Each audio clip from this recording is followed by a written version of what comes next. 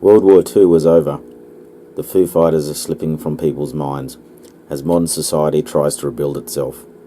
From this post-war setting comes the first widely publicised account of an unidentified flying object. It is the birthing of the modern era of the flying saucer. The Kenneth Arnold incident. 7 days prior to the Roswell incident and around 1,500 miles away, the world was put on notice. Kenneth, a then 32-year-old pilot and businessman, makes an almost flippant remark. They flew like a saucer would if you skipped it across the water. The press ran with it, and thus the term flying saucers was born. Arnold was flying over the Cascade Mountains en route to Yakima. It was around 3 p.m. in the afternoon when he saw a bright flash. Startled, Arnold is on alert. Then, another bright flash. In the distance, ahead of his plane, he spots a formation of objects. These objects are flying over the nearby mountains at what he, as a pilot, considers a fantastic speed. Initially, Arnold believes they must be fighter jets, yet their rate of speed seems much too fast, and he judges the wingspan of these objects to be around 50 feet. He counts 9 of them and decides to use landmarks known to him to judge their flight speed.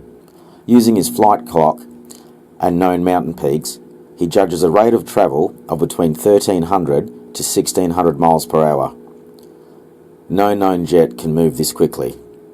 Upon landing at Yakima, Arnold proceeds to tell the story to the aircraft manager and a group of other pilots. The story spreads, and by the time Arnold reached his next destination in Oregon, reporters were at the ready, his story having seemingly travelled faster than Arnold himself.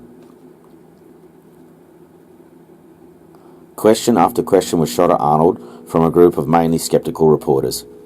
Arnold described the formation of objects and their flight pattern as best he could.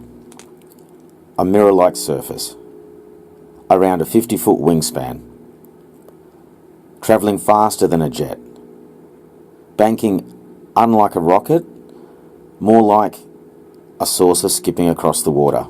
This infamous line, the cause of one of the best-known terms, flying saucers. Doubt and scepticism gradually fell away from reporters and public alike once news of the man himself was revealed. Arnold was a successful businessman, an avid sportsman, and he had flown the route without incident many, many times. He had literally thousands of log flying hours, many of which were devoted to search and rescue flight missions, helping fellow man. This man had everything to lose and nothing to gain. This man was credible, reliable. Over the next few days, at least 20 reports were made of similar objects. By July 5th, there were up to 100 sightings a day. Then came Roswell.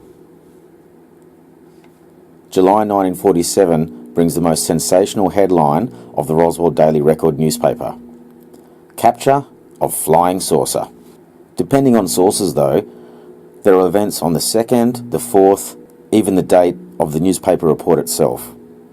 Interestingly, on July 10, Lincoln LaPaz, a well-respected astronomer, has an incident himself. He reports seeing a luminous elliptical object rising up through the clouds. This is around 70 miles north of Roswell.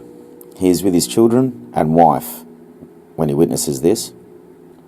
Kenneth Arnold went on to write an article chronicling his infamous saucer event, and for a while he is involved in various interviews, but gradually becomes disenchanted and stopped granting interviews altogether. 30 years later, after the infamous Kevin Arnold incident, Arnold attends the first International UFO Congress, which was held in Chicago.